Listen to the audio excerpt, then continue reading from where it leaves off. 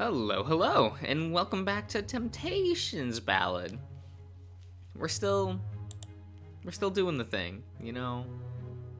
Maybe we'll beat up Sid while he's mind controlled. I'm looking forward to it. The hallway was still dark and candleless as the mind controlled crowd returned from their search. Val, Sid, and a dozen people from the fighting ring closed the doors to the other rooms with a slam. We've searched all the rooms. Those two must have fled elsewhere in the building. Search the secret exits. Val's voice was slow and slurred as he spoke, the mage's mental grasp on him still holding strong. Others in the crowd were no better as they murmured in agreement and stumbled their way out of the hallway. Sid was about to follow them out when a low whisper suddenly flickered through his eye. He whipped his head around, scanning the now empty hallway. Hello? Over here. Sid frowned and approached an empty section of the brick wall where the whisper seemed to originate. Is someone there? Strange.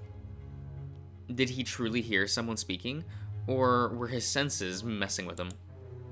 Perhaps he should resort to, or report this to the mage. It's your conscience. Oh. Come closer to the wall and I shall, show you the truth behind your recent gay thoughts. Duh. I wasn't thinking anything like that. A door suddenly appeared out of thin air and slammed open, smacking Sid in the face. He yelped and fell backwards while clutching his nose. Immediately, Clyde and Artemi leaped out to gag at him and drag him into the room behind them. Sid turned to yell and thrashed about wildly. Sir Sid, control yourself. Her words fell on deaf ears as Sid launched a kick straight into Clyde's stomach, sending him wheezing on the floor. The tiger clutched his abdomen with a groan. This guy's stronger than he looks. No wonder why everyone lost against him today. Artemi grabbed Sid's arm and twisted it behind his back before pinning him to the floor with a thud. I'm sorry, Sir Sid. Try to resist the mage's control just a little longer. Sid's eyes flashed red as he continued to writhe madly on the floor under her grip. Ugh. We might not be able to hold him for long. Cole, are you ready yet?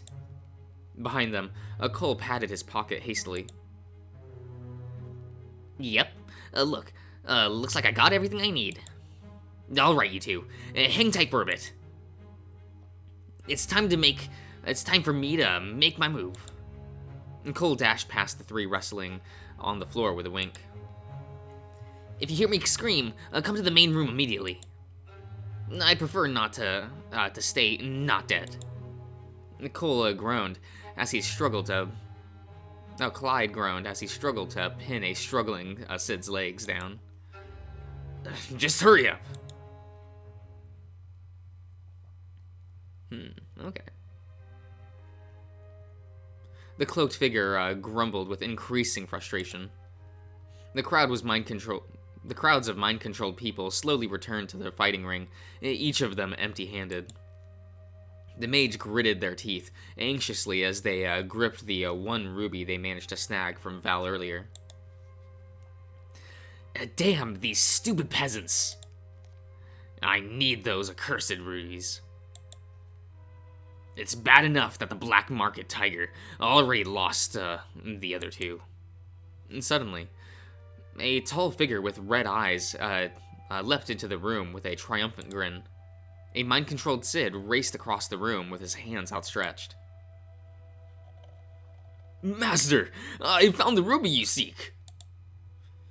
Sid reached into his pocket and pulled out a bright red gem, as dark and glistening as blood. The cloaked figure rushed forward and greedily snatched it from his hands. Good, good.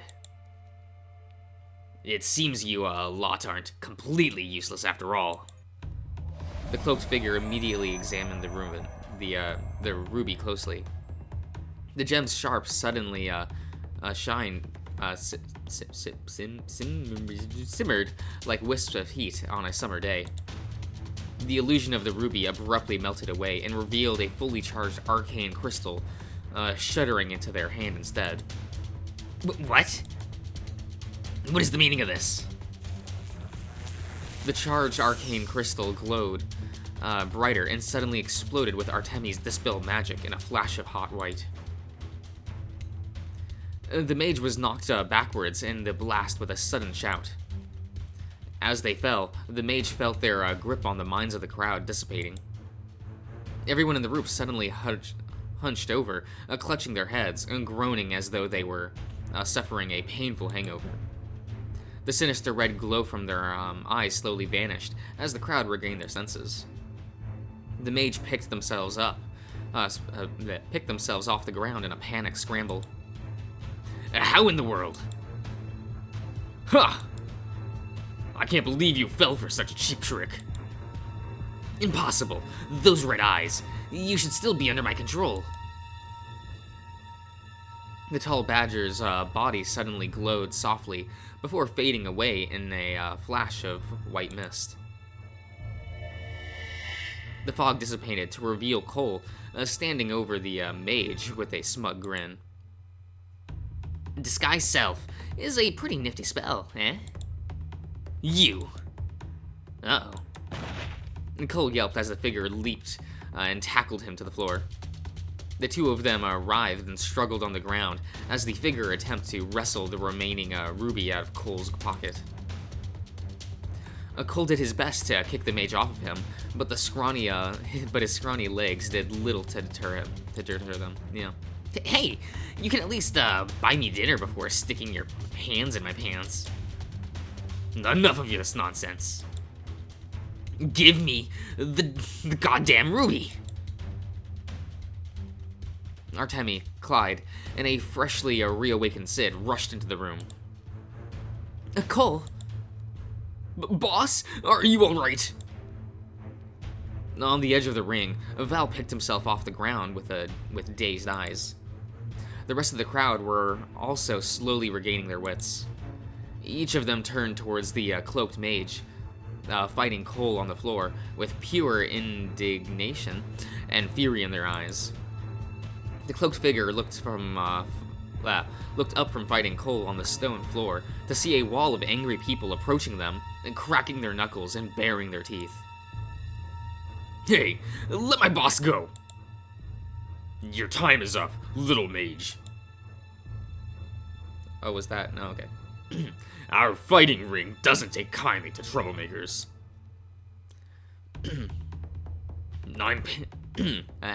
Wow. I'm paying you, I'm making you pay for all the damages in my ring, you hear?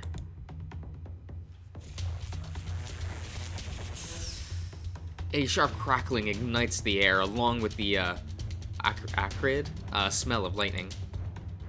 Artemi readied another javelin of electricity and trained her sight on the cloaked mage. Unhand Cole immediately.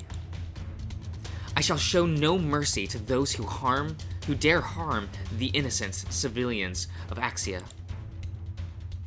The mage looked up and hesitated for a split second. It was enough for Cole to squirm out of their grasp and leap safely into the crowd. Artemi launched her guiding bolt the instant Cole was at a safe distance. The bolt of lightning shot through the air, branches of electricity trailed behind it like a furious comet in the mage's direction. Shield.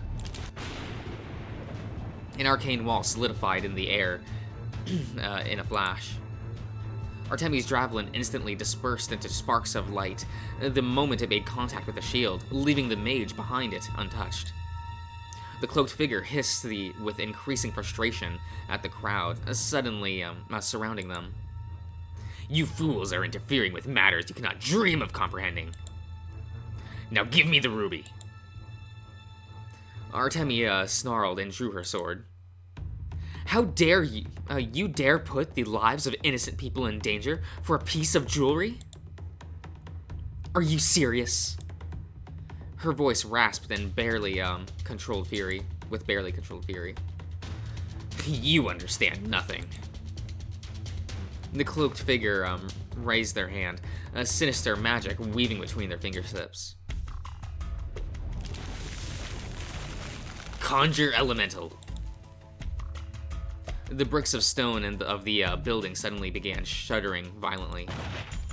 Wall. Brick by brick, a wall of stone toppled out of the wall and conjoined together into a dozen stone figures standing at the center of the fighting ring. The earth shook as the massive stone elementals approached the crowd. Each one towering over even the tallest fighter of the ring. The crowd screamed and immediately began retreating. Clyde watched his fighting ring fall to shambles with a hint of despair in his eyes. This won't end well. I hate to admit it, but we must retreat as well. Our bare fists won't do much to solid stone. Stand aside. A painfully intense light suddenly illuminated the room. Cole and Sid shielded their eyes from the glow, their eyes watering from the brilliance. It felt like staring directly into the sun. Artemi had her sword drawn. Radiant light roared across her blade like wrathful lightning. The celestial golden glow flickered as she took a step forward, the streaks of lightning leaping from her sword. As these are simple stone conjurations, I see no reason to hold back. They will crumble before laying a single strike on an innocent life. Holy! It's so bright in here, I can't see shit. I don't know, I didn't know you were this strong. As Cole hid behind Sid, he made a mental note to avoid pissing off Artemi in the future. She didn't appear to have heard them, her focus solely on her foe. The Creator's Chosen glared at the awestruck mage, standing across the room with a snarl. I am giving you one last chance to surrender, mage. The cloaked figure just watched her with utter fascination. Such brilliant celestial light. You are truly a marvelous vessel. He has done a rather magnificent job with you, hasn't he? Artemia faltered for a split second. What are you talking about? The mage flicked their wrist. A dozen of hulking stone elementals suddenly charged the crowd. Artemi snarled and swung her blade. Divine Smite! The earth shook violently, and as deafening thunder cut through the air. The dozens of stone elementals immediately shattered into a shower of pebbles from a single swing of Artemi's blade. The world faded away to a haze of white, filled with only the acrid smell of ozone and crackling electricity. The entrance of the fighting ring collapsed into a pile of rubble. The parts of the building were falling down in a rain of debris and dust. The crowd from the ring all ran outside, screaming in terror as they shielded their heads. Cole felt Sid's strong arms around his waist as the large badger held him protectively against his chest and carried him out of the ruined building. His ears were still ringing from the celestial blast. Boss? Are you okay? You didn't hit your head, did you? Nah. How many fingers am I holding up? None. Your hands are, on my ass right now. Sid yelped and dropped him like a hot potato. Cole's behind hit the floor with a painful thump. Ow, what was that for? Sorry, I just panicked. Sorry for touching your butt. Cole picked himself off the ground with a huff. Well, if you have the energy to freak out like this, I know you're alright too. He stared at the blushing badger slowly. Sid's shirt was peppered with holes. His skin on his back was angry with red scars and cuts from where he shielded Cole from the falling debris. A flash of guilt burned inside Cole's chest. He almost left the big guy behind. Behind them, Clyde climbed out of the rubble and stared at the destruction in shock. My ring. My business. More guilt fluttered through Cole as he gingerly approached his ex. He reached out and gently squeezed the tiger's hand. Hey man, it's no big deal. Papa's a big fan of your work. He and Hamish can probably talk to a few folks and get your ring up and running again. The tiger continued staring at the collapsed building, his expression unmoving. Cole frowned and shuffled his feet uncomfortably. Clyde? Do you need a place to stay tonight? There's always rooms at the Bonebreakers if you want. Clyde sighed and quietly shook his head. I think you've done enough. Cole fell silent. I understand. I'll give you some space. He retreated back to Sid's side with an uncomfortable grimace. Sid glanced between the two in a mixture of confusion and worry. Boss, is everything alright? Sure. Though I wouldn't call today a great success. Artemia suddenly rushed out of the collapsing building and glanced around frantically. Where did the mage go? I searched the entire building, but I could not find a trace of them. Cole and Sid exchanged surprised looks and scanned the large alleyway. The cloaked figure was nowhere to be found. Maybe your big chosen one smiting vaporized them. That was one hell of a blast. Artemia shook her head. Nay, I doubt my divine smite is capable of that. Well, the most logical explanation is that they escaped. They're a mage after all. Probably used some sort of spell to teleport out of there before getting hit. They could be anywhere by now. Artemia dropped to her knees, utterly crestfallen. I failed. What will I tell Her Excellency? Hey, deep breaths. Don't go all panic attacky on us again. Cole patted her back with a sympathetic smile. Think positive. At least we recovered the crown itself. What's a few jewels in the to the royal prince anyway? Artemia blinked and looked up optimistically. I'd forgotten. Cole, do you still have one of the rubies? Oh, right! It should be here. Cole rummaged through his pockets and froze.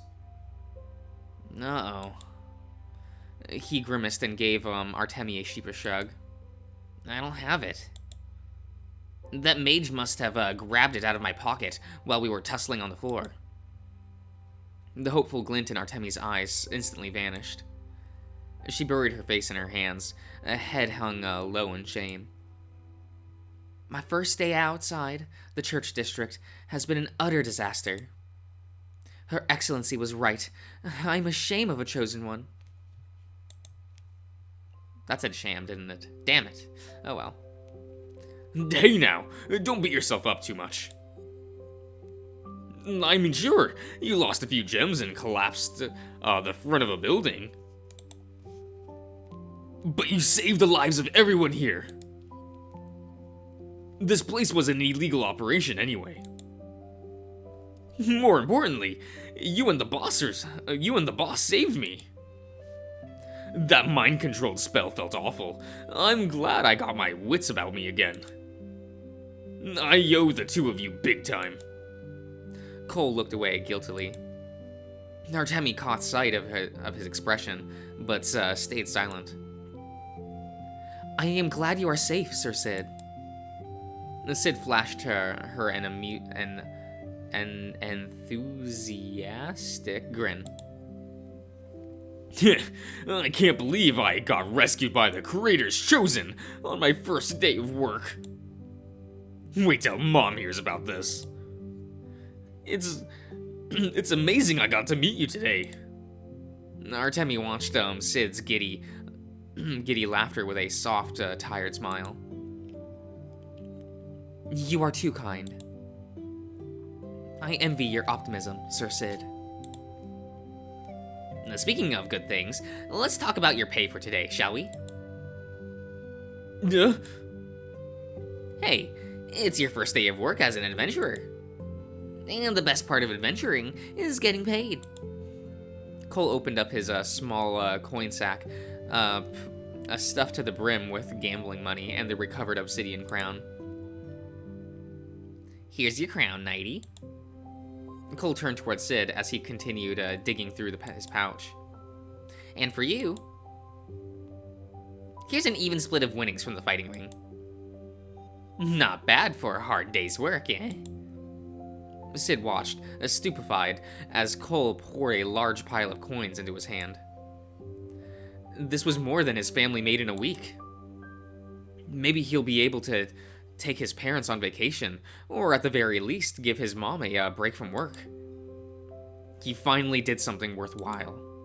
Sid's grin widened as he gripped the coins tightly. Did I do a good job today? Of course. I couldn't have done it without you, buddy. Really? You're not gonna let me go in a week like all my other bosses, will you? Cole blinked in surprise. What? Why would I do that? You've been a great lackey. I don't tend to let go of good men. Keep up the good work, and you'll become a great adventurer like Papa in no time. Sid felt his chest hurt from the sheer joy of flooding his heart from his boss's words. Maybe he wasn't such a disappointing son after all.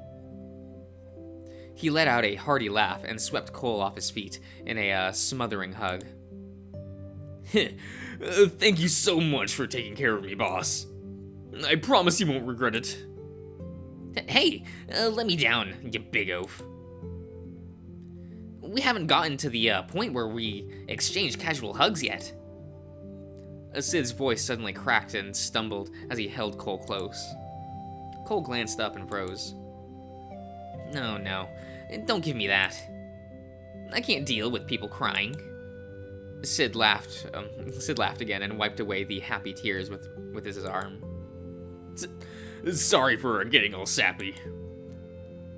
It's just that I've been failing for so long in my life. You're the first person who's wanted me to stay. Sid's warm hug around him tightened. Cole felt cold as the badger joyous sniffling laughter reverberated through his chest. He tried his best to ignore the guilt pooling into the pit of his stomach and flashed Sid a half-hearted smile. Well, that concludes your first day of work. Meet me at the Bonebreakers Guild tomorrow, and we'll get you set up with proper adventuring gear. Go home and get some rest, big guy. Sid finally let go of their hug and nodded excitedly. Will do. Thank you again, boss.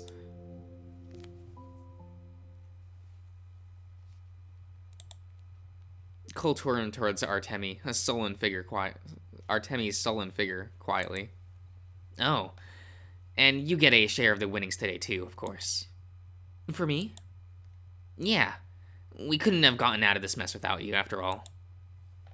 He opened his coin sack and poured out a generous amount into her hands. Artemi's gaze was cautious and rigid. An even split? How surprisingly fair. Hey, listen. Thanks. Huh? Artemi looked down at the small hyena with a hint of confusion. If I may ask, thanks for what? Cole crossed his arms and avoided her gaze with an uncomfortable frown. You know. For stopping me. Artemi blinked in surprise. She regarded him with a quiet curiosity. You are truly a perplexing man, Collodi Bonebreaker. I simply do not understand you. Cole snapped up with a glare. What's there to understand? Not everyone gets to be a shining example of perfection, oh chosen one. Some of us are born a little disappointing. Artemi returned his glare with a stern frown of her own. I understand that feeling completely. But disappointing or not, we are still capable of making the right choices. Cole rolled his eyes and stuffed his coin sack roughly into his pocket. Oh. Would you have chosen to come out today if you knew that you'd fail so horribly? Artemi's shoulders stiffened. She stared down at the obsidian crown in her hands. Her grim face stared back in the reflection of an empty gem socket. Sometimes it's best to stay in your lane when you know your own limits. Disappointment is all you'll find in the end. Cole sighed and dusted himself off. Anyway, it's getting dark. It's probably best we head home. He turned and waved his hand in farewell. I'll be seeing you around, chosen one. I'll end the part here. So I'll see you around, everyone.